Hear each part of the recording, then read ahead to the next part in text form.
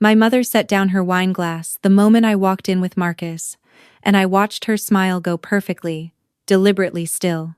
Not cold, not warm. Still the way a lake goes, still right before something moves beneath it. He was wearing a button-down, dark navy, sleeves rolled to the elbow. He'd trimmed his beard. He was holding the bottle of Bordeaux we'd spent 40 minutes picking out, and he looked handsome and calm and completely unaware that the woman walking toward us with pearls at her throat had already decided, in the 3 seconds it took to cross the restaurant foyer, exactly what she thought of him. Clara. She kissed my cheek. Then she looked at Marcus with that particular smile she reserves for residents who give wrong answers during rounds. And you must be the Carpenter. Not Marcus. Not the man my daughter's been dating for a year. The Carpenter. He shook her hand and said it was wonderful to finally meet her, and I remember thinking, he has more grace in this moment than she deserves. That was my father's 60th birthday dinner. 42 guests. Private room at Hargrove's, which is the kind of restaurant where the menus have no prices, and the lighting makes everyone look like they're being interviewed for something important. My mother had been planning it for 4 months. There was a string quartet. There were orchids flown in from somewhere I've already forgotten. I am a kindergarten teacher. I have been a kindergarten teacher for 6 years, and I am good at it, genuinely good. The kind of good that takes a long time to build and longer to explain to people who think the job is finger painting and snack time. My mother is a cardiologist. My father runs the cardiology department at Whitmore Medical Center.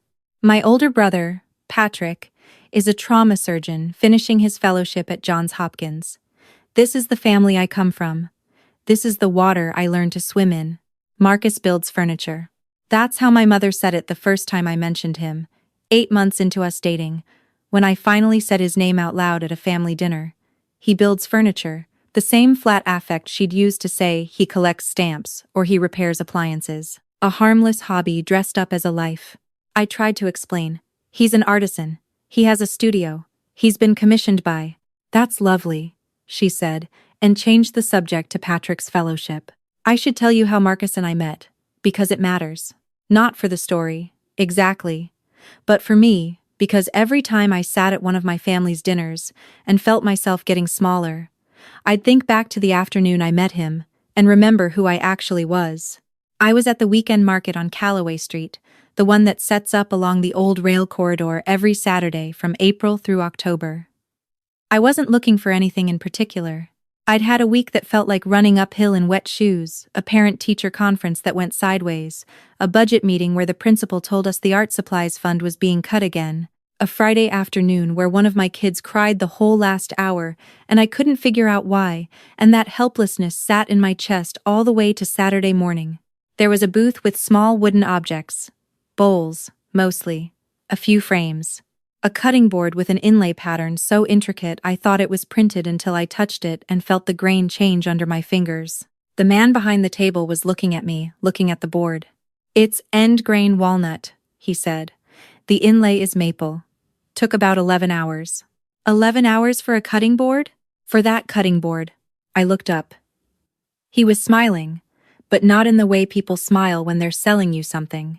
More like the way people smile when they're watching someone understand something for the first time. We talked for 40 minutes.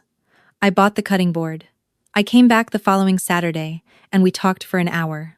By the third Saturday, he asked if I wanted to get coffee, and I said yes before he finished the sentence. On our fourth date, he took me to his studio. It's a converted barn on the edge of Gallatin County, about 22 miles outside the city. And when he slid open the main door, and I walked in, I stopped in the middle of the floor and just looked. There were pieces in various stages, a dining table with legs that curved the way a river bends, a bookcase with joints so clean they looked grown rather than built, a bed frame in cherry and ash that made me feel something I couldn't immediately name. Not want, exactly. Reverence, maybe? The feeling of being near something that was made with complete attention. "You made all of this?" I said. "Most of it. A few pieces are commissions in progress." "For who?" He named a hotel, then an architectural firm, then a name I recognized, a corporate campus about 30 miles north of us, one of those glass and steel buildings that gets written about in design magazines. I remembered seeing an article about the interior. I remembered the furniture being called quietly extraordinary. That was you? Some of it. He shrugged, but not dismissively. Just honestly. I don't usually lead with the portfolio stuff. People either know the work or they don't, and I'd rather they know me first. I thought about that for a long time afterward. My mother did not know the work. My mother knew the word Carpenter and had already filed everything that word implied into the appropriate drawer and closed it. The birthday dinner. 42 guests. Orchids. No prices on the menu. Marcus and I were seated at a table with my Aunt Renee, my mother's younger sister, a high school history teacher who understood, without me ever saying it, exactly what I was navigating, and two of my father's colleagues from Whitmore, Dr. and Mrs. Alderman. The Aldermans were fine. They asked Marcus polite questions and he answered them, and for the first hour it was manageable. Then my brother Patrick arrived with his girlfriend, Claire, who is doing her residency in pediatric oncology, and whom my mother greets the way most people greet the arrival of a long-awaited letter. Patrick sat at the center table with my parents. Claire sat beside him. There was a small, unspoken rearrangement of the room's gravity when they walked in. My mother gave a toast early in the evening. She thanked everyone for coming. She talked about my father's career, his dedication, his legacy at Whitmore. She talked about Patrick with the specific and detailed pride of someone who has been preparing that speech for 30 years. She said, "Our son, who is becoming the kind of physician this family has always produced." And I watched my father's eyes go bright. She did not mention me. Not an omission that anyone else would have noticed. The dinner wasn't about me. But I felt it the way you feel a door close in a house you thought was open. Aunt Renee put her hand briefly over mine under the table. Just for a second. The moment that changed everything happened at dessert. My father was in a good mood by then, 2 glasses of Bordeaux, the room full of people who admired him, the evening running exactly as planned. He had been making his way around the tables, accepting congratulations, and he arrived at ours somewhere between the cheese course and the crème brûlée. He greeted the Aldermans warmly. He hugged Aunt Renee with the measured affection of a man who finds his wife's family mildly bewildering. He looked at me, and then at Marcus. And something shifted behind his eyes, a flicker of the same assessment my mother had made in the foyer, reaching its conclusion. "So," he said, pulling out the empty chair beside Dr. Alderman and sitting down, "Marcus, Clara tells us you're in the trades." There it was, the trades. "Woodworking," Marcus said. Calm. Easy. Like the word cost him nothing to say, which I think it genuinely didn't. Custom furniture. Mostly architectural installations. My father swirled what was left of his wine. Good, honest work. Nothing wrong with it. And then, here is the part I have replayed more times than I can count. He looked at me with a smile that was fond and condescending in exactly equal measure. And he said, loudly enough for the Aldermans to hear, "I always told Clara she had a soft spot for taking in strays. Dogs, birds." Now he laughed. "Well, we love her for it." The table went quiet. Marcus didn't move. His expression didn't change. He looked at my father with an attention that was perfectly level, like a carpenter checking whether something is plumb. And I had 2 seconds of the familiar pull. The old gravity, the sit still and let it pass that I had been practicing my whole life. But I was 29 years old, and I had been letting it pass for 29 years, and I was tired. "Dad," I said. My voice was even. I was surprised by how even it was. That wasn't a kind thing to say. He blinked, like I'd spoken in a different language. "I'm serious. Marcus is sitting right here. And even if he weren't, that wasn't kind." My father's smile held for a moment on its own momentum, then dissolved. He looked at Dr. Alderman, then back at me, and I could see him recalibrating daughter, who, smiles and nods, had departed. He wasn't sure who had replaced her. "Clara, I'm not making a scene, I'm just telling you what I noticed." Aunt Renee was looking at the tablecloth. The Aldermans were looking at their dessert spoons with the focused intensity of people who have decided to be absolutely fascinated by silverware. Marcus reached under the table and found my hand. My father excused himself after 2 minutes of stiff, recovered conversation. I watched him walk back toward the center table and lean down to say something to my mother. And I watched her glance at me, a look I had been receiving my entire life. The particular look that meant, "You've embarrassed me. We'll discuss this later." Later came. After the string quartet finished, after the cake, after the guests had arranged themselves into the slow, comfortable drift of a party winding down, my mother found me near the coat check. "That was unnecessary," she said, quietly. "No one around us, mother and daughter, the way we always had these conversations, staged for privacy." He called my boyfriend a stray. In front of people. Your father was teasing. He wasn't, and I think you know that. She looked at me for a moment. Then she said, "Clara, you are a lovely person. But you've made choices, a pause, delicate as a scalpel, that make certain conversations difficult. We don't know how to contextualize your life to people like the Aldermans. It puts us in an awkward position.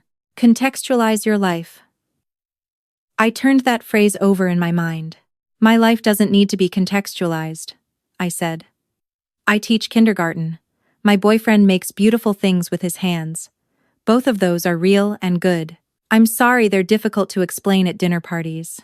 She straightened the strap of her evening bag.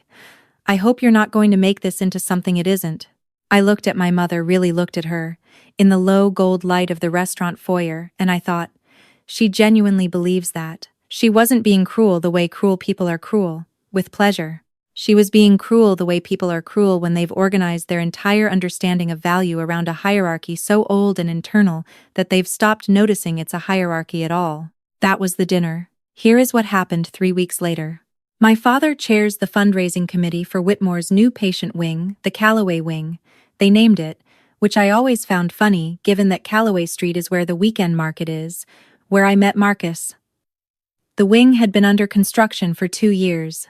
It opened the first Saturday of November, and there was an event. Donors, board members, press. The kind of gathering where everyone wears good shoes and stands in front of things they paid for. My parents had spoken about it all fall. The interior design had been commissioned through a firm called Strathmore Collaborative, high-end, architectural, the kind of firm my father dropped into conversation the way he dropped Patrick's fellowship. The furniture for the wing's donor lounge and family consultation rooms had been a particular point of pride. My mother had called it extraordinary, at least twice that I could remember. I did not know Marcus had done it. He had mentioned, some months before we got serious, that he had a large institutional commission in the works NDA. Couldn't share details. It was taking most of his fall. I had nodded and asked how the joinery was going and not pushed, because that was how he was with his work. Private until it was done. And I respected that. I found out the morning of the event. He called me at 7:30. "So," he said, "I should probably tell you something. The furniture, the lounge, the 12 consultation room tables and the built-in shelving and the custom reception desk that my mother had emailed me a photo of 3 weeks ago, with the subject line, 'Look at what we've created, all of it.' Marcus."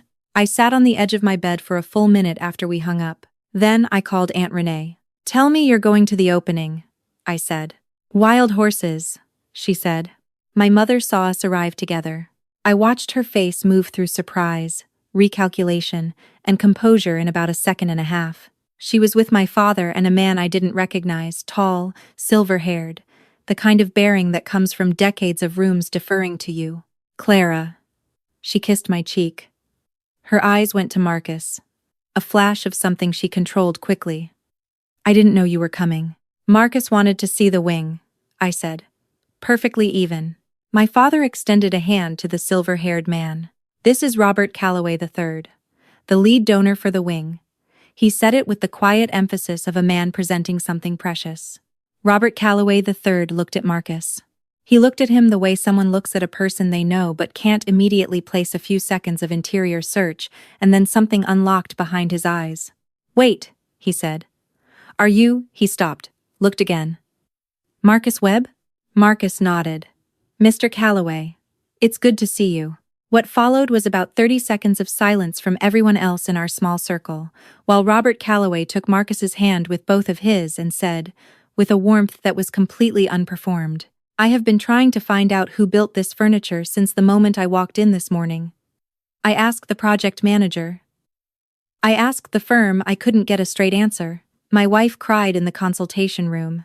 She said it was the first time a hospital had ever felt like somewhere a person belonged. My father had gone very still.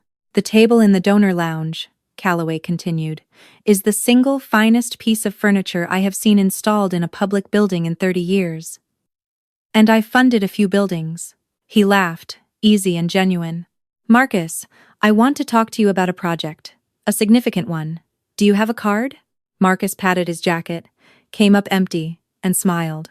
I'll find you before the end of the evening. Calloway clapped him on the shoulder, said something warm I didn't fully catch, and moved on, pausing briefly to say to my father, You kept this very quiet, Mitchell, with an expression of amused admiration. My father didn't correct him. My mother was looking at the middle distance slightly to my left, which is what she does when she needs a moment to rebuild her composure from scratch. I didn't say anything. I had promised myself on the drive over that I wasn't going to say anything cutting or triumphant. Not because they didn't deserve to hear it, but because I had already said what I needed to say at the birthday dinner, in my own voice, without requiring any furniture in the room to justify me. Marcus took my hand and we went to look at the wing. It was, genuinely, extraordinary. I had seen his work in the studio, in photographs, in the hotel lobby where I'd stood for 10 minutes once pretending to read my phone while actually just looking. But seeing it in a public space, the way the tables sat in the consultation rooms, solid and quiet and warm, in a building that was otherwise glass and steel and institutional beige, I understood again what I had understood in the studio the first time. This was someone who had built the exact thing the space needed, and built it as if it mattered, because it did. A woman was standing in one of the consultation rooms when we looked in. She was maybe 60, sitting at one of the tables with her hands flat on the surface. And she wasn't crying exactly, but her face had that specific stillness of someone who has been given a moment of unexpected peace in an unexpected place. We didn't go in. We stood in the doorway for a second and then moved on. My father found us near the end of the evening. He came alone, without my mother, which told me something. He stood in front of Marcus with an expression I had never seen on him before, not embarrassment. Exactly, because my father doesn't do embarrassment in the usual way. Something more like a man looking at a map and realizing he has been reading it upside down for some time. I owe you an apology, he said, for what I said at my birthday dinner. It was rude and it was wrong and I'm sorry. Marcus looked at him. I appreciate that. I didn't know my father started. I know you didn't, Marcus said. And then, gently but very clearly, but I hope the apology isn't for what you found out tonight.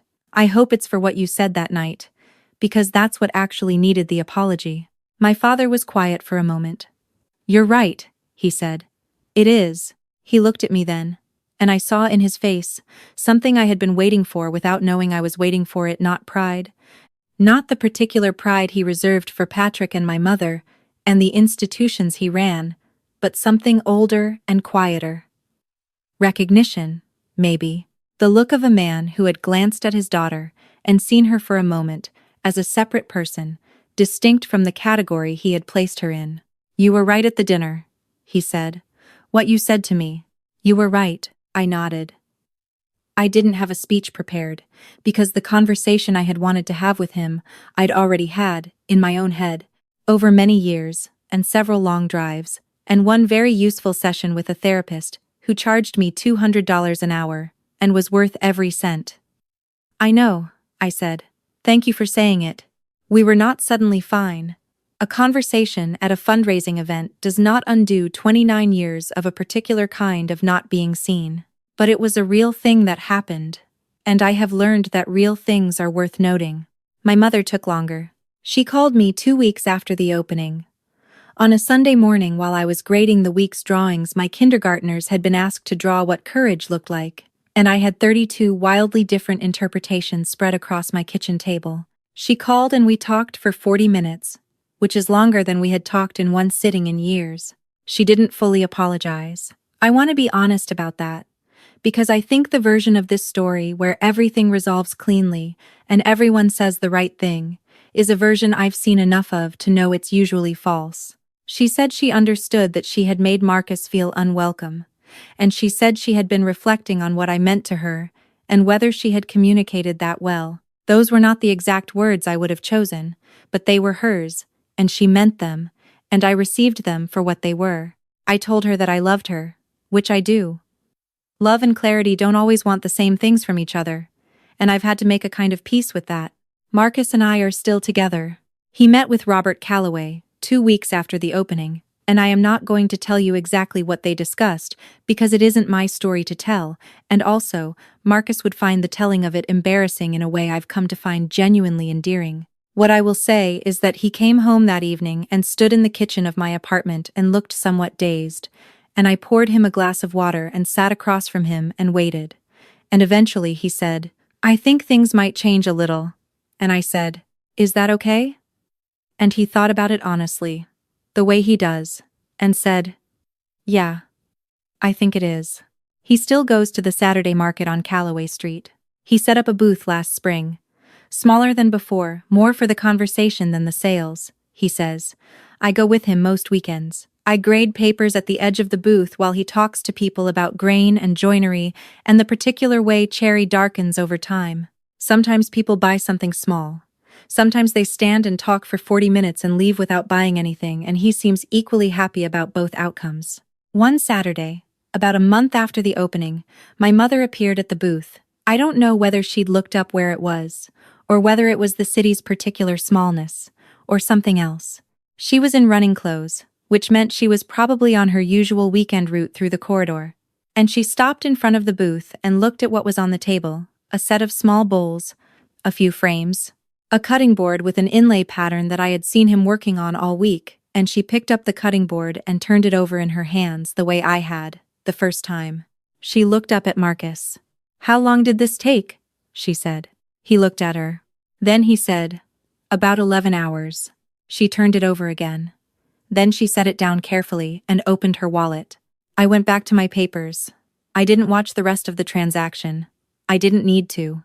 On the drive home, she texted me a photo of the cutting board on her kitchen counter, afternoon light coming through the window, and no caption, just the image. I looked at it for a while. I think she was trying to say something that she didn't have the vocabulary for yet, and that the photograph was the closest she could get.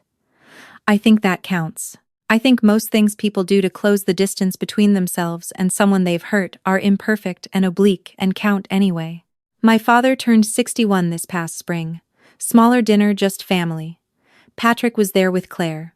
Aunt Renee brought her husband, who makes excellent sangria, and asks Marcus detailed questions about wood species that Marcus answers with barely contained enthusiasm. My mother made the salmon she's been making since I was 6 years old, and my father gave a toast that did not have a string quartet and was shorter and better for it. At one point he said, "I'm proud of all of you," and he looked at me when he said it, not past me, not through me, not with the qualified and context-dependent pride I had spent my life parsing, just at me, just the thing itself.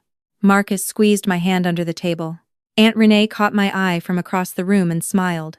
Small and private, the smile of someone who has been watching a long story and is glad about how this chapter ended.